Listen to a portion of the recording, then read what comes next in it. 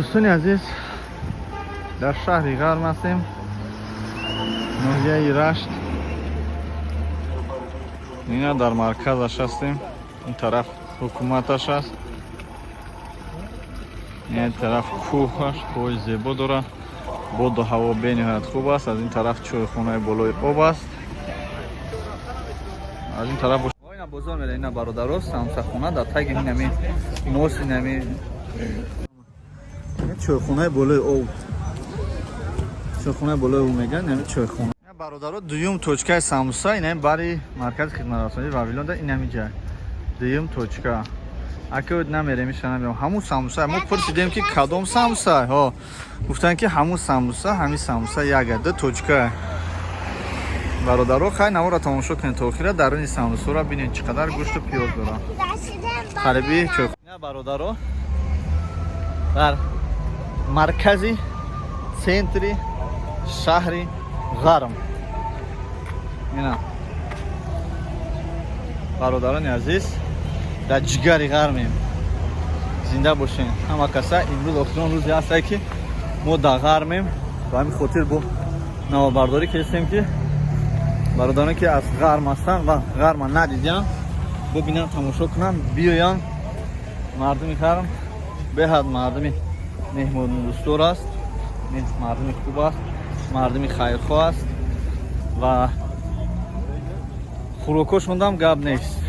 خوراکاشون خوردیم، سموساشون خوردیم، مدلواشون خوردیم.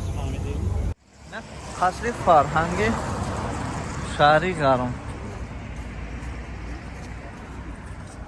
این طرفش با برادران عزیز نوابود میخواین تماشا کنین. پس این نوار را تا آخر تماشا کنین. ما از شهری غرم به نوابود میریم. نوابود، شلا، قزنوقا، هر جایی که کنیم با پراگی نوار برداری میکنیم، پیشکش رو میکنیم. برادر ساموسای اویگوری را دوست میداره. اینجا ساموسای اویگوری هم هست. کسی هر موی سرش بلند شده. اینجا سرتراش خونه هم هست در شهری غرم. این برادرها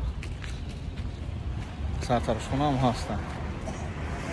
اینا رو پروی اندازه ندارد. انداز در ناحیه اینجا بانک امانت بانک هست. لبا باز میره میخریم. این اینجا بانک ملی، بانک ملی. این طرفش بانک امانت. دوستان عزیز در برابر این قدر کارخانه ها باز در اینجا یک کارخانه نو است در ناحیه رشت OB3. اینا برادران عزیز تماشا کنین. در اینجا خدمت رسانی رایگان است برای نفرانی که محتاج هستند و نوشتن عریضه ها و کمک و یاردم مشکلی در اویله. دوستان عزیز با پراگی با دقت باشید که این هم در همین شهری. این برادرم از نواباد شهری شهرکی غرم هم خیلی میشه. درسترش از ناحیه رشت. اینا باز میریم نواباد هم میبینیم. به برادر چند بار ما را دعوت کرده است. باز میشه چند بار دعوت کرده با همین خودی. سلام دوستان عزیز، چندین بار همین برادر که از نواباد ناحیه رشت است ما را دعوت کرده است به همون دههشون، به همون قشلاقشون. ما راست دیگه وقت نشد چند بار بریم. انشالله که امروز تصمیم گرفتیم که به این برادر ما بریم همونجور را به حضور خودمون بینیم، تماشا کنیم، نوار برداری کنیم، پیشکش شما کنیم. و خیلی میندار هستیم که هم خیلی برادرای مهمون دوست در همین ناحیه رشت.